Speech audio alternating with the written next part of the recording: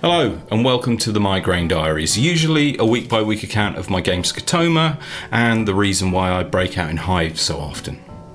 This time it's part 2 of the rundown of my history in horror gaming, and as preamble bores the shit out of me, let's just do it.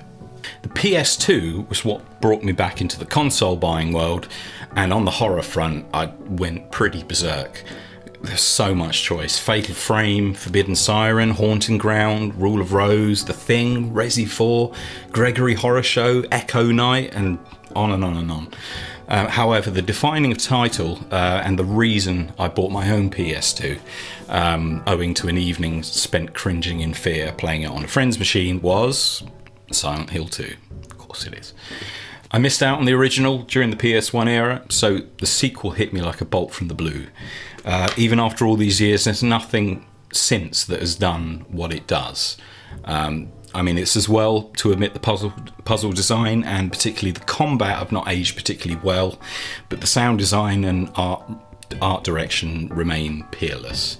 The written dialogue is clunky, but the manner in which the story unfolds is pitch perfect. It precisely captures the fear of the unknown and then reveals that the known can be equally as terrifying.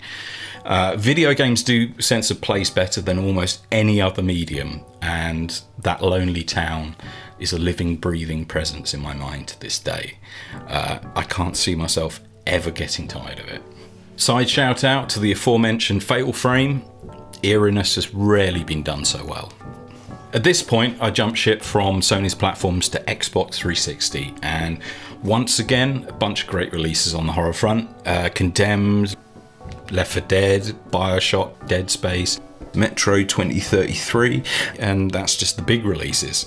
And I've gone for a big release, Fallout 3, mostly due to the sheer amount of hours played. I picked up this title pre-owned for a mere £8 and put over 400 hours into it. Yes, I know that's too much. Horror games, or at least the type I enjoy, tend to work best as single-player experiences, and I'm glad Fallout never branched into online multiplayer. Loneliness is the Fallout experience, and loneliness is analogous to horror for me. Even if you have a companion, and actually I suggest you don't, it's still just you and your resourcefulness against the wasteland in the end. The occult horror atmosphere of the Dunwich building is one of the most oppressively bleak in its history. And it is brilliant. That brings us pretty much up to date. The 2010s so far have been fantastic for horror titles, both traditional and experimental. You've got The Swapper, Limbo and Inside, Duskers, pretty much all of Kitty Horror Show's experimental titles. Go and check those out. Year Walk, Lone Survivor, PT, Alien Isolation, Bloodborne, SCP Containment Breach. The list is pretty endless. But so far, Amnesia: The Dark Descent is what's really captured my imagination. I discovered Steam around this time, so I was all over the map where horror was concerned.